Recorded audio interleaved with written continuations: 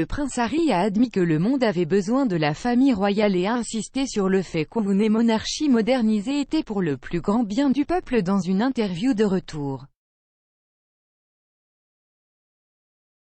Harry et sa femme Meghan Markle entretiennent une relation tendue avec la firme depuis qu'ils ont quitté leur rôle royal l'année dernière. Le fossé entre le duc et la duchesse de Sussex et le reste de la famille s'est par la suite élargi après leur interview révélatrice de CBS avec Oprah Winfrey en mars.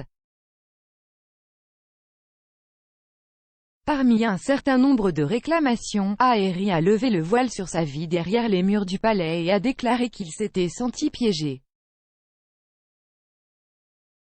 Il a dit « Mon père et mon frère, ils sont piégés. J'étais piégé mais je ne savais pas que j'étais piégé. »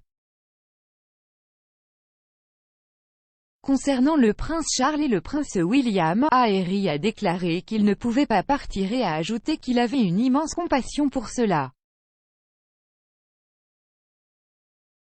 En mai, le duc a de nouveau critiqué la vie royale, déclarant à Dax Shepard sur le podcast Armchair Expert, qu'il s'agissait d'un mélange entre The Truman Show et être dans un zoo. The Truman Show est un film de 1998 mettant en vedette Jim Carrey dans lequel un homme est inconscient du fait que toute sa vie est une émission télévisée regardée dans le monde entier. Dans une interview déterrée en 2017 avec Newsweek, cependant, Harry a insisté sur le fait qu'il y avait toujours une place pour la monarchie dans la société. En discutant de son travail aux côtés de William et Kate, la duchesse de Cambridge, pour leur association caritative pour la santé mentale Let's Together, Harry a insisté « Nous ne voulons pas diluer la magie.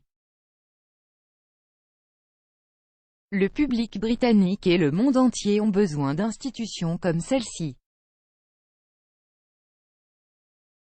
Harry a joué un rôle important, aux côtés de son épouse Meghan et de son frère William, dans la modernisation de la famille royale et dans sa pertinence pour les jeunes générations. Le prince Harry a ajouté « Nous sommes impliqués dans la modernisation de la monarchie britannique. Point. Nous ne faisons pas cela pour nous-mêmes mais pour le plus grand bien du peuple. » Cependant, il y a également eu des moments où Harry a fait allusion à un mécontentement potentiel au sein du cabinet. La collaboratrice de Newsweek, Angela Levin, qui a passé près d'1 an avec le prince, a déclaré à Good Morning America « Il m'a dit plusieurs fois qu'il voulait être autre chose que le prince Harry. » Dans l'article de Newsweek, Harry a également déclaré « Et y a-t-il un membre de la famille royale qui veut être roi ou reine? Je ne pense pas, mais nous exercerons nos fonctions au bon moment. » William, qui est le deuxième en ligne du trône, a également admis une fois dans une interview à la BBC en 2016 qu'il n'était pas « éveillé la nuit en attendant d'être roi, car cela entraînerait la mort de sa grand-mère et de son père. » Il a expliqué « Cela signifie malheureusement que ma famille aurait déménagé et je ne veux pas. »